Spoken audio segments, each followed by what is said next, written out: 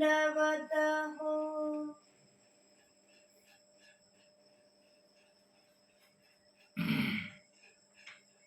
शांताबाई यांचं मुला मुलीचं कर्माचं सर्वज्ञ परावाचेने सर्व दुःख हरण करत आहे. आणि मग आता दुसरा दिवस उजळतो. पहिल्या दिवसात त्यांचं दुःख गेलं. त्यांना जे दुःख प्राप्त होतं शांताबाईंना संसारात आणि कर्मराटीमध्ये हे पात्रक्षोभानेच असे दुःख प्राप्त होत असतात. पात्रक्षोभामध्ये असे वेगवेगळे क्षोभ असतात. कोणी विद्यावंत, विग्रह, दैवराटीचा वासने यांच्या अंतःकरण दुखवल्याने हे त्रिविध ताप प्राप्त होतात असं शास्त्र सांगतं. मग ते काही केल्याने जात नाहीत म्हणून स्वामींच्या भेटीने ह्या सगळा विषय इथे तुमच्यासमोर मायंभट्टाने मांडण्याचा प्रयत्न केला आहे. तो यथामती जाणावा. आणि त्या दुःख गेल्यामुळं एका यशाचं कावरं गेलं. कावरं कोणाला होतं? हां, नीट ऐकावं. तिघींनाही शांत झोप लागली म्हणून त्या माईबाईसाला आता सुख झालेलं आहे. आणि आता विश्वास, आपुलकी स्वामींच्या बद्दल जी पहिल्या भेटीत वाटली की ती रडायची. हे मातृत्व पितृत्वचं प्रेम जर आपण पूर्वप्रमादात वासनिकाचा ठाई, भिक्षुकाचा ठाई, गुरु सुहृदाचा ठाई जर ते केलेलं असेल, पुत्रवत स्नेह, पुत्र म्हणले सगळं आलं. त्याचं सगळं म्हणजे सगळंच आलं. बाळणपणापासून त्याचं सगळं बाळणपण असतं. ते तसं चांगदेव भट्टाला सर्व न्याय सुसूला घेऊन जायचे. आजारी पडले तर सगळं करायचं, घाम पुसायचा, आंघोळीला कपडे द्यायचे, कपडे धुवायचे. ही ती बेल सेवेची चालत आलेली असते. एकीकडे तो पात्रक्षोभ चालू आहे याच दैवराटीत, आणि याच दैवराटीत ते पण चालू आहे शांताबाईंचं. त्या तोषास्तव सर्वज्ञानी प्रथम भेट. अशा अनेक हेतू आपल्या परंपरेमध्ये आहेत. तुमच्या नशिबात जेवढा हेतू आहे तेवढा सांगितला. हे ज्ञान विशाल आहे परमानंदाचं. मायंभट्टाने इथे या माईबाईसाला समोर करून ईश्वराच्या सन्निधानामध्ये जे दुःख प्राप्त होतं आणि दुःख नाचल्याही जातं,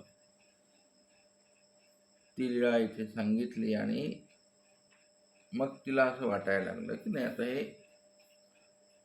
मी यांच्यासोबत जाऊन काय करू, या यात्रेकरूंच्या सोबत बरं वाटतं. इथे हे पुरुष बरे आहेत म्हणाले, एक तर माझ्या पुत्रासारखे आहेत वगैरे असं ती रात्रभर विचार करू लागली.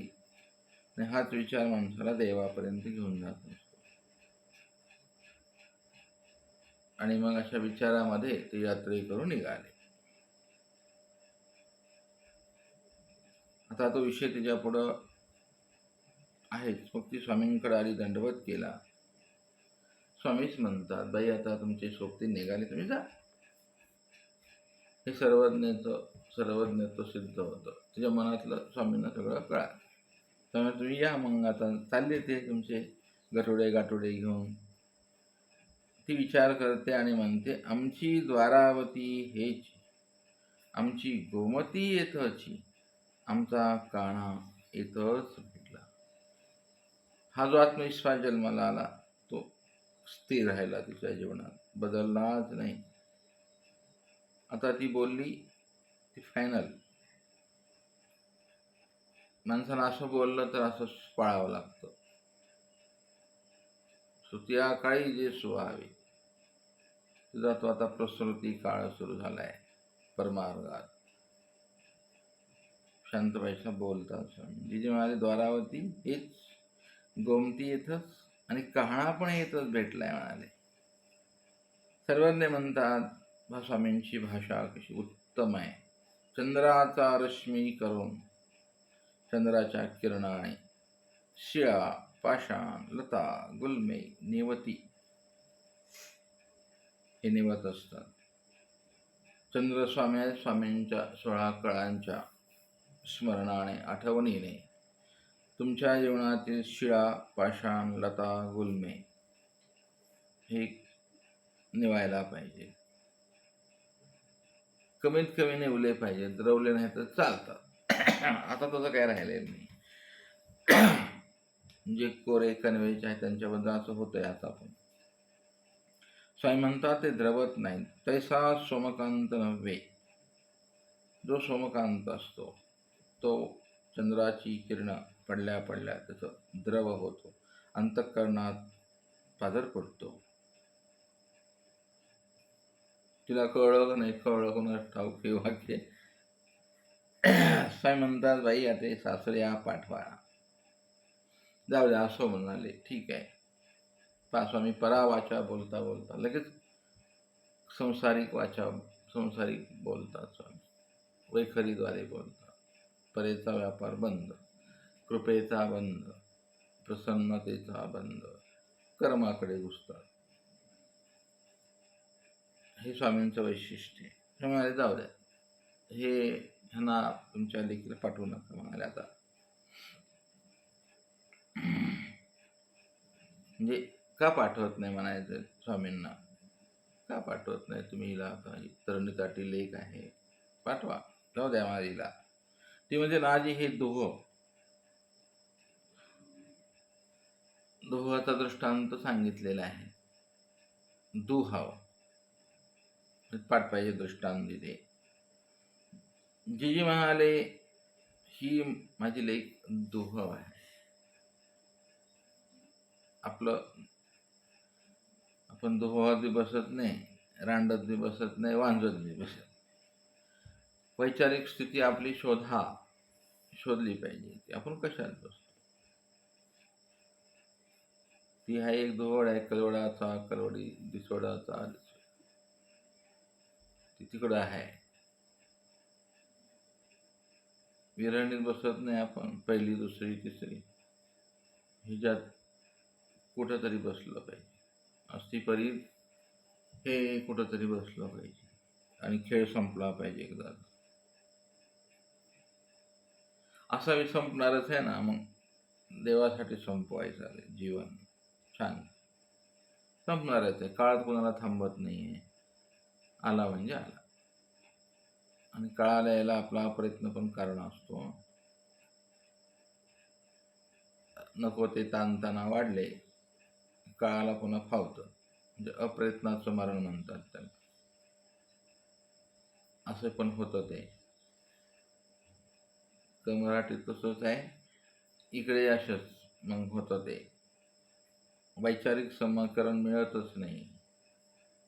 एका म्हणा आंबा, एका म्हणा तुंबा.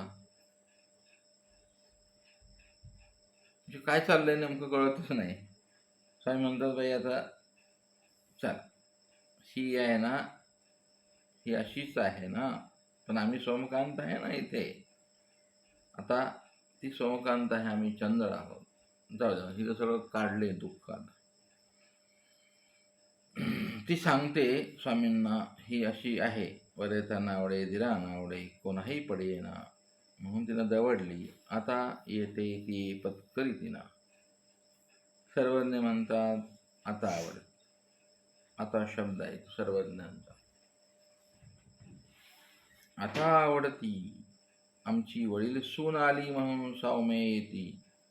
सडा संमार्जन गुडिया अभीती पाठ पासवडी. कर्मव्यवस्थापन सर्वज्ञ लावतात छानपैकी. म्हणजे आता तिच्या आयुष्यातल्या कर्माला मी थांबवले म्हणाले. ही आवडे आता आता मारा तर आपल्याला असं केले आणि हिला दसमायचं तर जाय तिकडे. आता आजपासून या क्षणाला ती एवढे येईल आणि मरेपर्यंत स्वामींचा आता शब्द आहे. ज्ञानेश्वरांचा आहे आता विश्वात्मके देवी तोषो निमज द्यावे तसा येईल. ही आईला पसायदानच दिले बिचारीला स्वामींनी. ज्ञानेश्वर त्या विश्वात्मक देवाची प्रार्थना करतात. हे परमेश्वरा श्री चक्रधर महाराज तो तोषलाच ना तर मग असं पसाय दान देऊन टाका रसमाईचा. ही प्रार्थना अशी आतून आली पाहिजे तुम्हाला. ते देवाची प्रार्थना करतात. ज्ञानेश्वरांना देव कळत त्यांनी गुह्य सांगितलं नाही त्याने, त्याला परमेश्वर नक्कीच समजलेला आहे म्हणून त्यांनी ज्ञानेश्वरीच हातात घेतली डायरेक्ट गीता.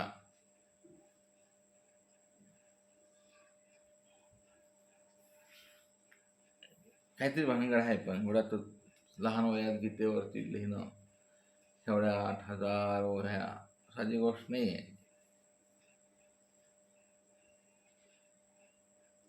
तर इथे स्वामी आता कसं बोलतायत, आता आवडेल आमची म्हणता येईल आजपासून. सौम्य येतील, सडा संमार्जन करतील, पाठपासोडा घालतील आणि दोघा शेष भरतील. आता ते याची वाट पाहत असतील. कर्मव्यवस्था शेष भरती सगळे सगळे मस्त शब्द आहेत. गुड्या उभारतील, सडा संमार्जन, स्वामींनी केलेली कर्माची सगळी व्यवस्था स्वामी करतात. आपली केलीच ना, आगंतुक अनारंभ संपून टाकले. दैवराटीची दैवराटीच्या पद्धतीने आणि कर्मराटीची कर्मराटीच्या आणि क्षणात. आणि हे सगळं ऐकल्यानंतर ती आनंदाने बिडाराला गेली. तिकडे भोजन केल्यानंतर निद्रास्थानी बैसली.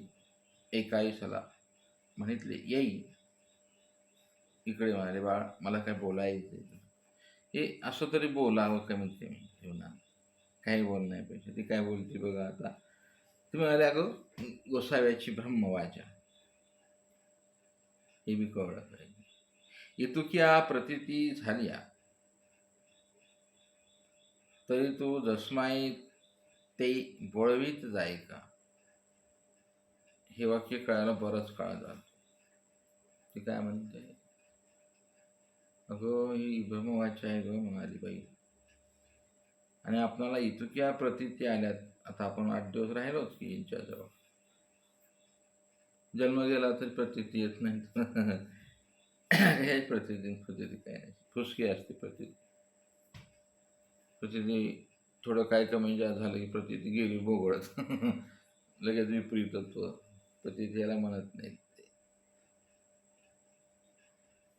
प्रेमाची प्रतिती आली, भाव कळाला, थोड्या छोट्या गोष्टींनी ती भंगत असते का.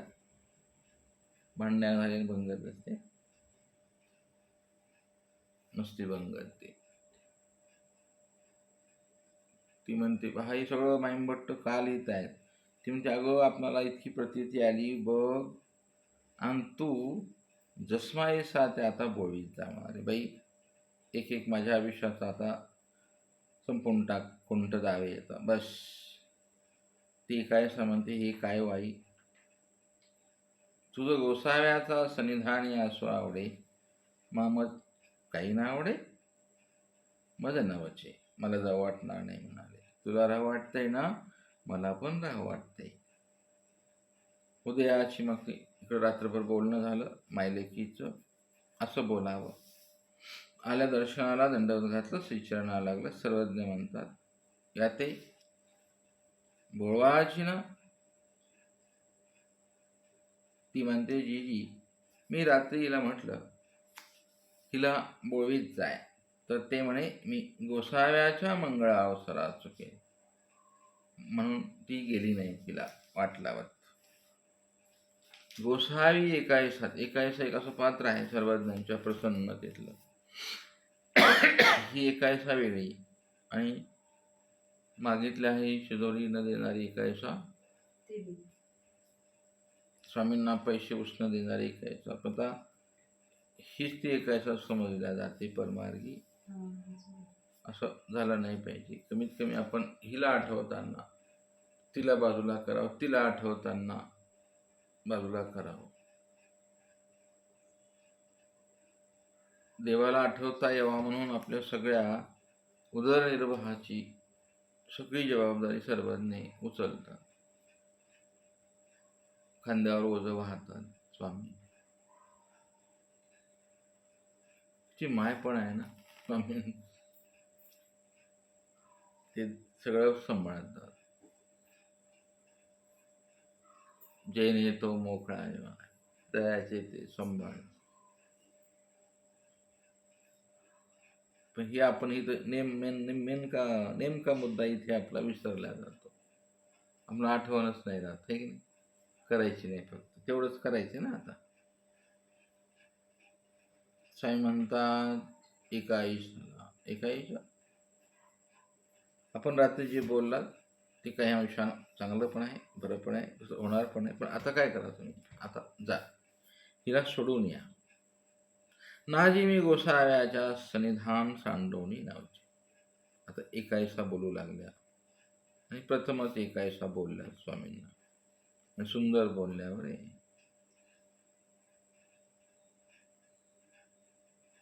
मरेपर्यंत चांगलंच बोलल्या. ही एकायसा खूप आवडते. पहिल्या भेटीतच ती म्हणते मी सन्निधान नाही आणणार, मला अवसरा चुकेल. सर्वज्ञ म्हणतात बाई तुम्ही जा.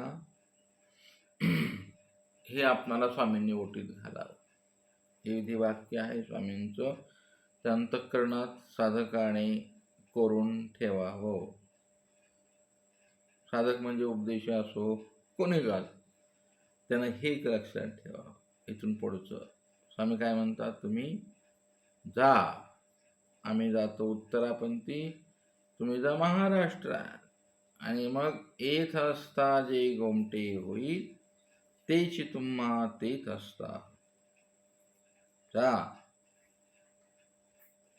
हे बी कळलं पाहिजे. स्वामींच्या जवळ असताना जे गोमटं होईल ते स्वामींच्या सूत्रावर विश्वास ठेवून जर केलं तेच पूर्ण गोमट. जा म्हणाले तुम्हाशी येथून चुकवे जेना, या तुम्ही जाऊन तर या.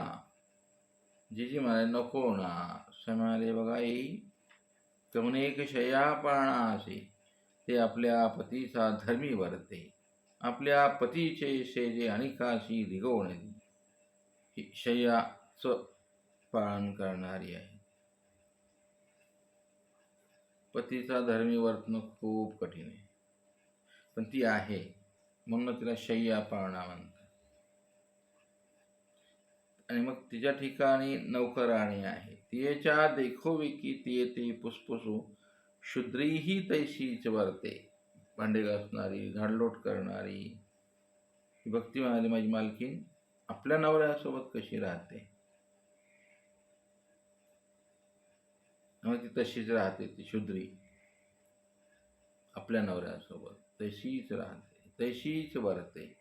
काय म्हणतात, जेची गती तियेशी होय, तेच गती तियेशी होय.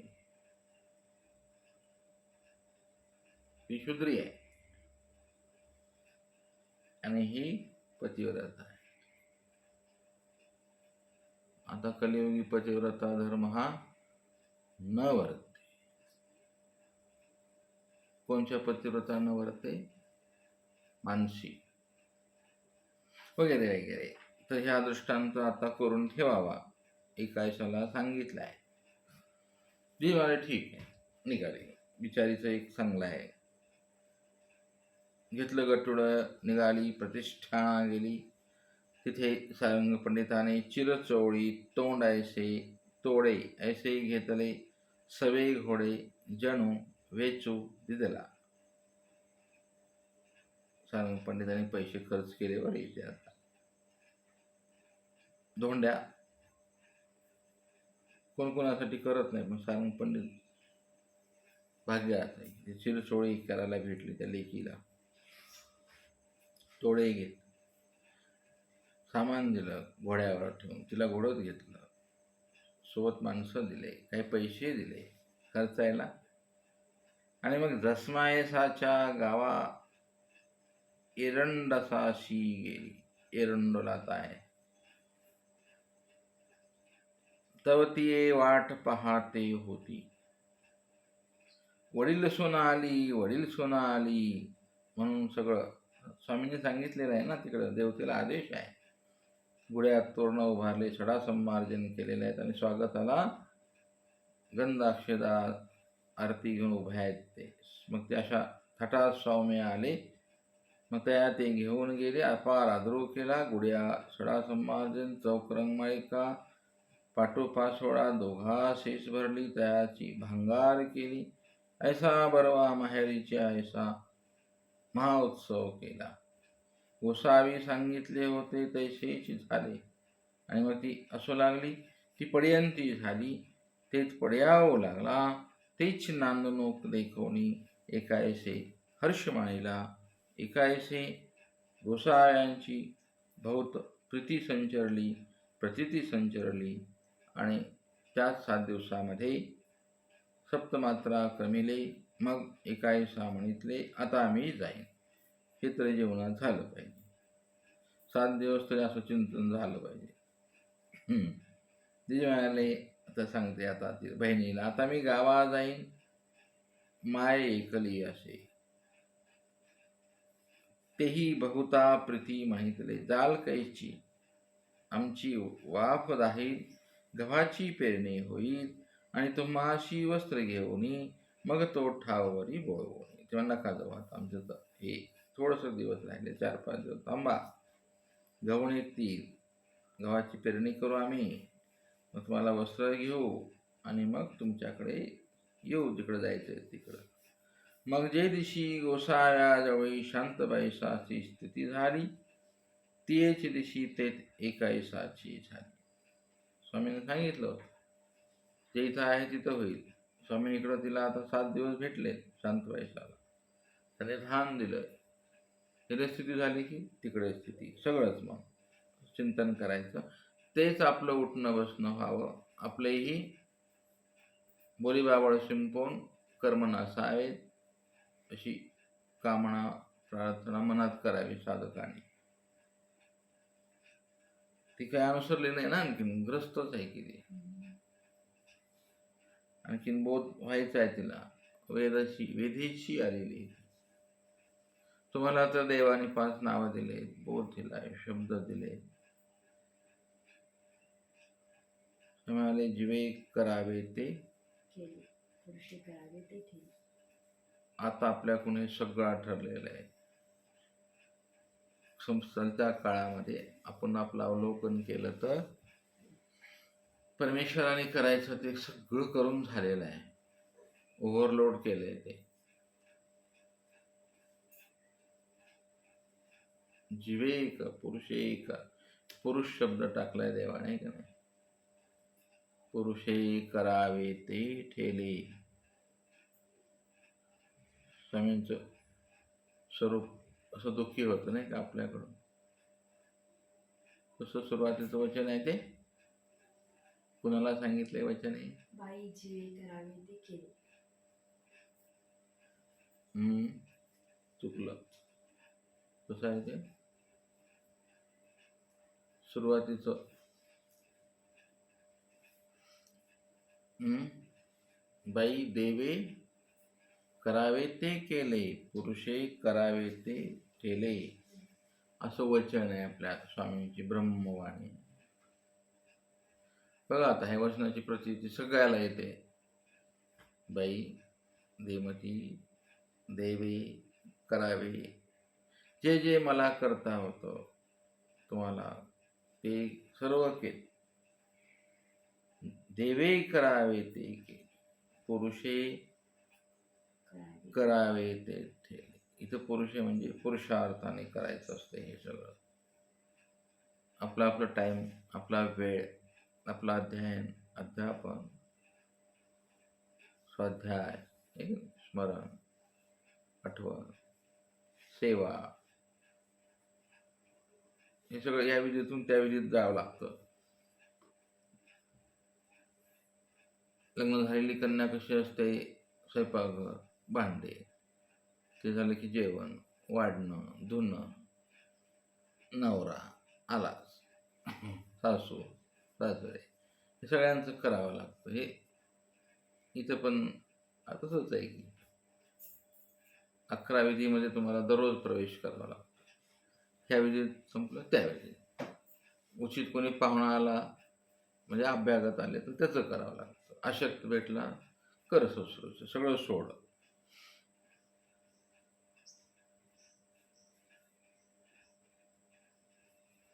असाही शय्या पाळणा.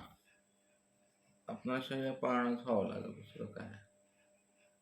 भटवास गेले, नंतर हे आले. वृद्धानुक्रमे वर्तावे. हे स्वामी गेले, हे मायवरुडी आली वृद्धाचाराला.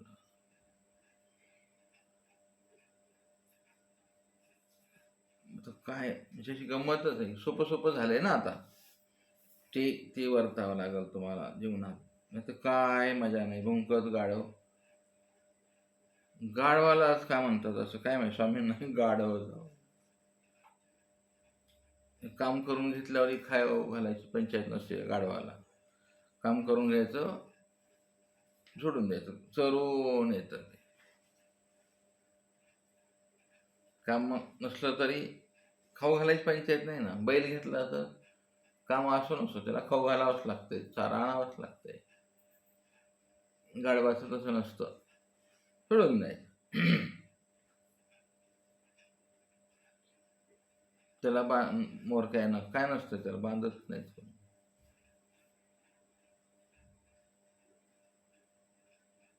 म्हणून शब्द वापरताय गाढवा. त्याला कळत नाही. त्या गाढवाला कळतच नाही. हा गाढवपणा गेला पाहिजे.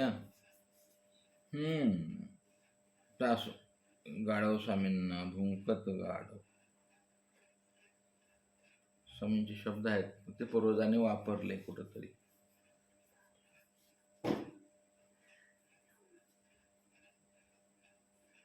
तर अशा प्रकारे तिथे प्रीती संचरलेली आहे. आनंद इकडं झाला, तिकडं तिला व्हायचा.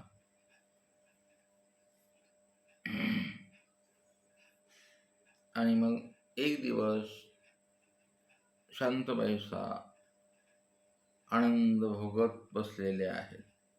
तिला तिकडे आनंद दिला. स्वामी आपली लीळा करायला गेले आणि तेवढ्यात त्या आनंदामध्ये ती एकायचा इथं आली. एकाईची तयाच्या धेवाऱ्यावर जाऊन बसली. तिकडे डोई भोंडू लागले आणि तैसेची निजली. तिथे आली नाही, आणखी येईल आता, आहे का नाही. तिकडे एकायशाला झालं सगळं. ते देखून ते म्हणते आहा, ऐसेही काय झाले. ते सासरची मंडळी म्हणले अरे बाबा बाबा. म्हणाले अहो हिचं पिसं गेलं, आता हिला लागलं. ओ म्हणाले ऐसे हसू लागली. आणि मग एकायशी म्हणते माते पोळवा. अपमान झाल्याशिवाय परमेश्वर भेटतच नाही. सगळे हसायला लागले. फिदा फिदा फिदा असतात लोक. स्वामींनी तोंड मोडलं. हसता देवता लोक. कशी आली इकडे, कसं बंगला अनुसार नाही, कसा भगला वेद, कसा बंगला बोल, कशी भंगली प्रतिती आली ना इकडं विषय व्यवहारात. स्वान शुक्रासारखे आलास का रे बाबू. देवता मग बरोबर ये ग मायर बावड्या. त्यांना आनंद होतो. हे सगळं लाक्षणिक भाषण आहे. हे लीळामंथन तुम्हाला कळेल एवढंच. त्याच्यामध्ये एक लक्षण असते. भावार्थ, शब्दार्थ, वाच्यार्थ कसे असतात, असे लय अर्थ असतात एका लीळेचे. गुह्यार्थ, परंपरेचे अर्थ, यौगिक अर्थ, असे प्रासंगिक अर्थ, असे शब्दाला वचनाला अनेक अर्थ असतात. 32 लक्षणं वचनाची आहेत आहे का नाही. 32 लक्षणं दिलेली आहेत आपल्या पूर्वजांनी ठेवलेत लिहून पोथीत. आहे की नाही. पूर्वजांनी लिहून ठेवलेत पोथीत. मला लय हसू येत आहे की नाही. 32 लक्षणं एका वचनाची, एका वेळेचे, एका शब्दात. जास्त बोललाय का नाही ओरून जातं ते. तर ते असं तिला ते म्हणाले हसायला लागले ते सगळे. अगं माय येड ग येड, येड ग येड. परमार्गात तरी हसतात. थोडं काय झालं अकुशळपणा हसायचं, त्याला अपमान करायचा, उपमर्द करायचा. याच्यामध्ये हे एक गुण आपल्याकडे मोठा आहे का नाही. त्यात आपण फार समाधान मानतो. ही अरे कर्म तुमच्यावर जेव्हा हसेल ना, मग पुन्हा बघता बघता संपत नाही ते. राहो हसेनला तर म्हणजे तुझा परिवार हसेल. आणि मग कसं झालं ते हास्यपर आहे की नाही. साधा तो नाथ नवनाथांपैकी नवनाथच आहे तो. हो. पतंजली.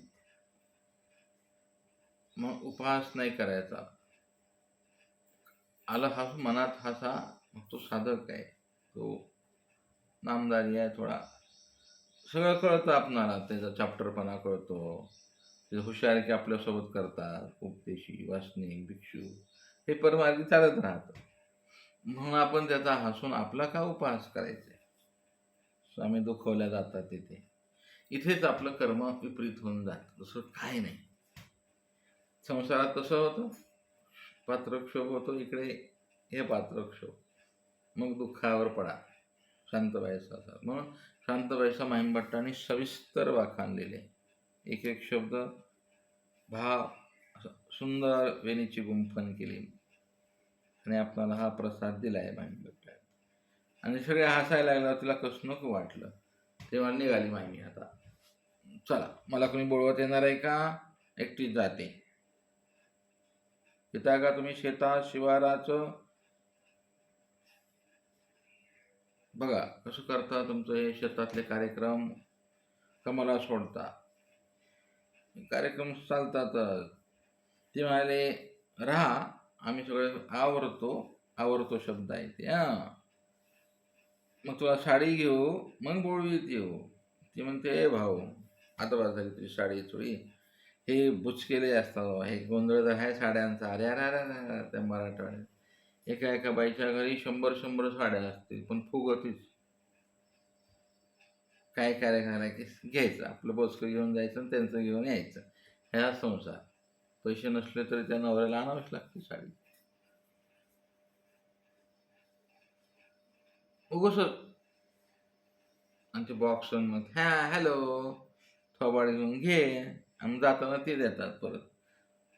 500ची द्यायची, 1000ची न्यायची, 1000ची द्यायची, 500ची न्यायची. आणि ती साडी पुन्हा लेबल बदलून दुसऱ्या कार्यक्रमात. काय प्रथा आहे हिंदू समाजात. एवढी महागाई, बदलत नाही समाज आपला आहे की नाही. ते ठरलेलं असतं तसं. भांडे एवढे मोठे, कळशी घ्यायची. त्यांच्या जातानाच्या प्रवास त्या बसमध्ये कळशा भाजल्या, भोगले. आणि सगळ्यात असल्या 200 लोक त्या स्टँडला एकाच गाडीचं.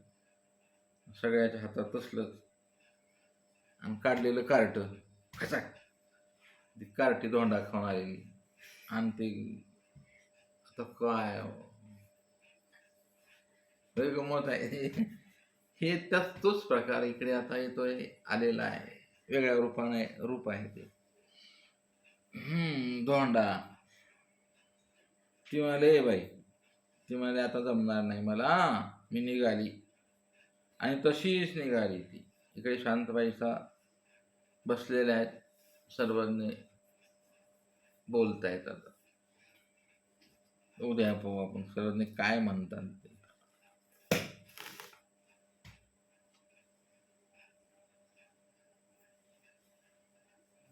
दंड